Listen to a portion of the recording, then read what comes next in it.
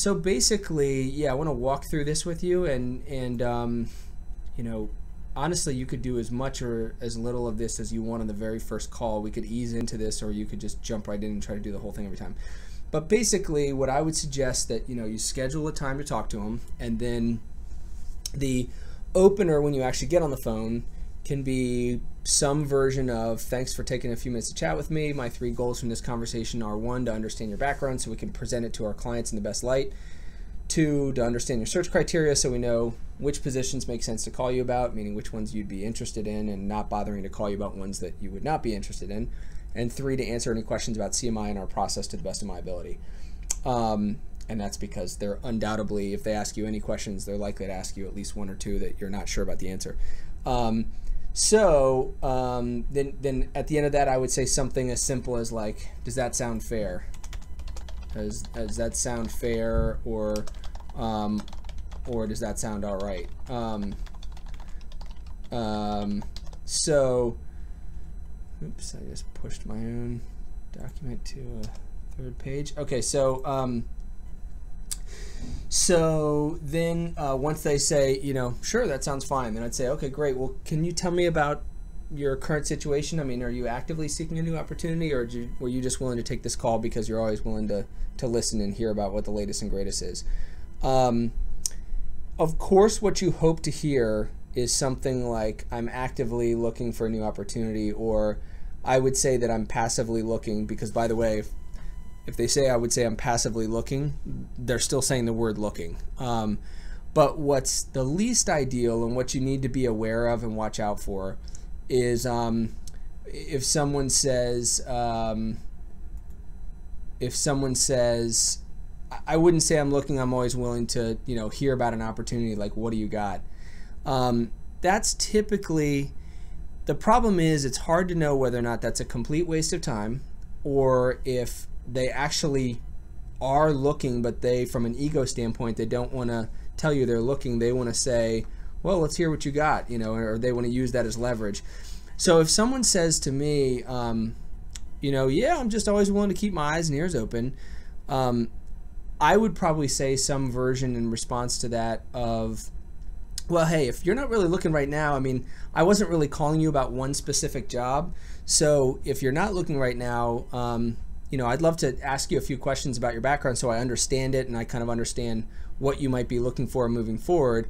But, then maybe in the future, if your situation ever changes and you very much actively engage in a search process to leave your current company, I'd like to know about that, just because then we'll more aggressively call you and things like that. So then if they said that, then I'd start asking these questions, but that person might shut you down. They might say, well, I don't want to answer all these. I just wanted to hear what you had.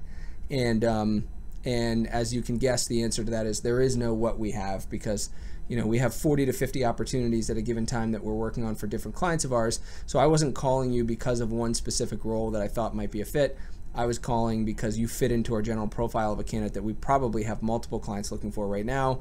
And if you were looking, I wanted to get an understanding of the specifics of your background, the specifics of your search criteria, then look at all of our clients, and we would reach back out to you about only the 2, 3, or 4 opportunities that made sense to tell you about, not calling you about 1 through 50 in alphabetical order, because I feel like that'd be a waste of your time. So so let's pretend they don't say that, and they say, no, I'd say I'm actively looking for something right now.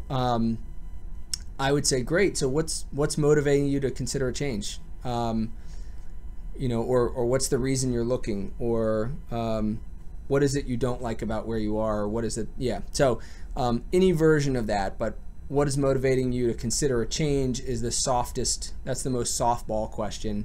And what you're looking for is, if the answer is something like, well, just always want to keep moving forward in my career, you'll want to make a mental note to come back to that, because that's something in an interview we have to kind of coach them that they probably don't want to say that, because clients see that as a red flag. It's a non-specific answer as to why they want to leave their current job, and there's so many reasons why that's not good. One of which is that makes it sound like there's somebody who will consider leaving every job they ever have all the time, right? So what you really want to hear, believe it or not, is some dirt. right? Like you want to hear like they screwed me on a commission, or they took away half my territory, or my boss is a jerk. So even though you think people in interviews shouldn't say negative stuff, this is one place where you do want to hear them say negative stuff. And if they go over the top negative, then you have to, I would make both a mental and a written note to coach them later to try not to be too negative in the actual interview. But when you're asking this question, you're hoping for lots of negative stuff, because that means they're legitimately looking to make a change. So now section 2, by the way, before I move on to number 2 of what are you doing now, do you have any other questions about that part? So this part where I put 1A, have you actually interviewed anywhere else in the last couple months, that's optional. You can choose to ask that or not. But if they're being very vague about whether or not they're actively looking or passively looking or not looking at all and just want to hear, that's a question you can ask, because if the answer is yes, that means they're looking. And now the fact that they said not really looking, just always willing to listen, that's BS. They're looking, right? Because you don't go on interviews if you're not looking to make a job change. And if they say no, that's at least a little bit of something I'm going to tuck away in the back of my head is, are they really willing to make a change right now if they haven't interviewed anywhere else or whatever. But, you don't want to go too far with that. That's just an extra question to have in your toolkit. All right, so moving on to number 2, what are you doing now? So the way I'd probably open that up is to say, so can you tell me a little bit about what you're doing now? What have you been selling and to who? The size of companies and or the industries that the companies are in, and what's the title of your buyer, like who are you typically calling on? But so, the easiest way to probably open that up is to say something along the lines of, so can you tell me a little bit about what you're doing now, like what you're selling and to who? And then I would just stop talking and let them talk for a while at that point. And some of the questions that you hope to get answers for, either in them simply responding to your first question or because you asked this later, is what types or sizes of companies do you sell to? Who's the title of the buyer for your product or service? Do you have a geographic territory? What are your average size deals and what's your annual quota? How much of what you do is new business development versus account management? And what percentage of your leads are coming to you from marketing or some other source versus you doing outbound prospecting? And that question might have already been answered when you asked the question before. How much of what you do is new business versus account management? If they say it's 100% hunting, 0 account management, then you don't even need to ask that next question. And then what part of town do you live in? That's definitely important, and it doesn't even matter if you understand what part of town that is or not, as long as you write it down. That'll tell us most of what we need to know. And then when you say, and where would you be willing to commute on a daily basis to an office? I usually say, and where would you be willing to commute to an office on a daily basis during regular business hours, and where would you say you would not go, like what's off limits? And in the scale of where people live in the DC area, there's DC, suburban Maryland, and Northern Virginia. And some of the really, some of the question mark stuff would be like a person who lives in DC. Are they willing to go out to Tyson's, Reston, Herndon? Because that's a sometimes yes, sometimes no. And a person who lives in Reston, are they willing to go to Arlington or DC or Bethesda? That's a sometimes yes, sometimes no. But I can tell you, like, the farthest parts from each other where basically the answer is no way, never. A person would never do this would be to go from Reston or Herndon. If they live in Reston, Herndon, or Ashburn or Leesburg, which are parts of Northern Virginia that are pretty far out from the city, they're not going to drive all the way into the Beltway, go into Maryland, and then go all the way up to Rockville, Maryland. But anyways, that's all just extra information. Bottom line is, you can say, what part of town do you live in, and where would you be willing to commute to on a daily basis, and where would you say you would probably not be willing to go on a daily basis? And however they answer will probably tell you what you need to know. And then third, are you comfortable telling me, well, actually, before we skip off of or jump off of part 2, do you have any questions about that part? Okay. So then third, are you comfortable telling me about your current compensation so we have some context for what's worthwhile to call you about? and by that I mean your current base salary and your total earnings for the last year or two, I would ask that in that way, because what you're saying is not tell me your base salary and tell me your last W-2s. You're saying, are you comfortable telling me about your current compensation? So if it's me, believe it or not, I usually even use these words. Are you comfortable telling me about your current compensation? But it's awkward, because if they say no, we don't have anywhere. We're all of a sudden going to be arguing. Now, you don't need to do that. In what you're going to do here, if they say no, I'd rather not tell you that right now. The only follow-up point or question that I might have is, okay, well, if you don't want to tell me about your current compensation, do you mind telling me approximately what range you feel like you're looking for in terms of base salary and OTE? I'd probably ask that as a secondary, and if they say no to that too, like, no, I'd rather you just call me when you have opportunities and we'll figure it out then. Or, once in a blue moon, you'll hear somebody say, my current compensation has nothing to do with what I should be paid or what I'm looking for. What I'm looking for is blank, blank, blank. And it's not going to be your job to fight with that person, at least not yet.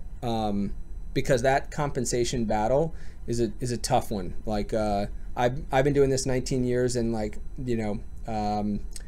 it's still not totally natural, easy. It's kind of a challenge every time.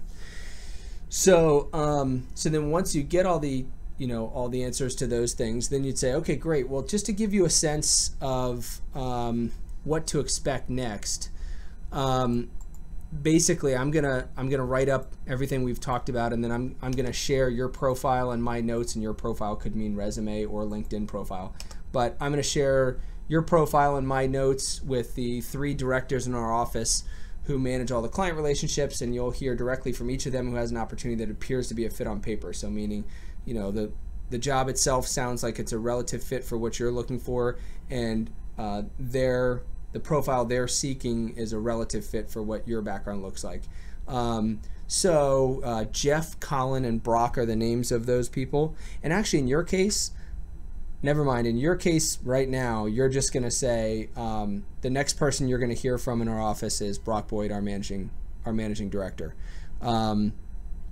So actually, never mind the way you see it there. In your case, just say the next thing I'll do is share your profile and my notes with our managing partner, Brock Boyd, and you'll likely be hearing from him next. There's a chance that you'll hear from me next instead, but it's either going to be Brock or myself to reach out in the next 24 to 48 hours if it looks like we've got a couple opportunities to move forward on. And then, of course, there is a chance that right then they say, like, well, so can you tell me a little bit about what you have, who your clients are? So the who our clients are question, you can definitely answer that in a pretty generalized fashion and say, well, I'm going to give you the kind of overview of who our clients tend to be and what opportunities we work on, but specific positions are going to get described to you by one of the directors in the company who actually manage the client relationships. And the reason we do it that way instead of me right now is they know their clients, they know all the details. If you ask questions, they're very likely to know the answers. If you ask me questions, I'm very, very likely to not know the answer. So it feels like it's in your best interest to be in contact with the client manager directly, who owns the relationship and the requirement. And so just in broad terms, what we do as an organization, kind of our specialty is technology sales and sales management. It is most of the time positions in the Washington, D.C. area. We recruit both federal and commercial sales professionals, and we recruit up and down the food chain of experience and compensation. So we are recruiting sometimes for positions that require 1, 2, or 3 years of experience, and other times for positions that require 20 plus years of experience. In terms of the size of organizations that we work with, most of the time it would be small to mid-sized organizations, so companies that have between, say, 50 and 500 employees or 50 and 1,000 employees. That's a really common size client for us. So we have a few that are smaller than 50 employees, and we have a few that are Fortune 1000 companies, but those are not the typical. The typical sweet spot is between 50 and 500 or 1,000 employees. And 1,000.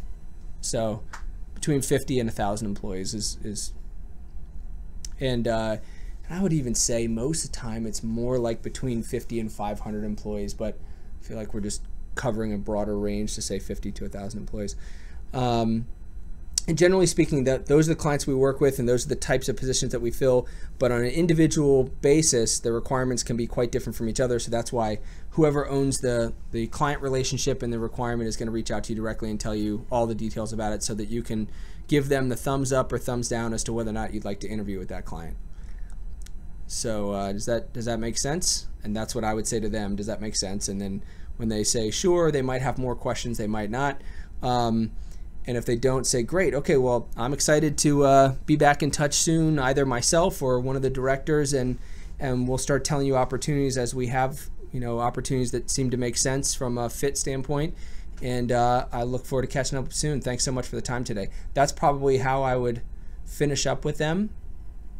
And some of the time they're going to have more questions. And if they start asking you like multiple questions, and you're like, oh, I don't know, or my gut feeling is that I shouldn't answer that question, because some of them are like almost like trick questions, I would say, hey, I don't mean to, I'm not intentionally trying to dodge your questions, but unfortunately I'm really not the best person to answer that, and the last couple questions that you asked, I really think it's going to make the most sense for you to ask that of one of the directors or the managing partner, whoever you speak to next, because I work here as a recruiter. It's my job to find you, get some of this initial information about you, so that they know which opportunities you're likely to be interested in hearing about, and then when they reach out to you, you can hit them with all these questions, and the chances are they'll know the answer to all your questions.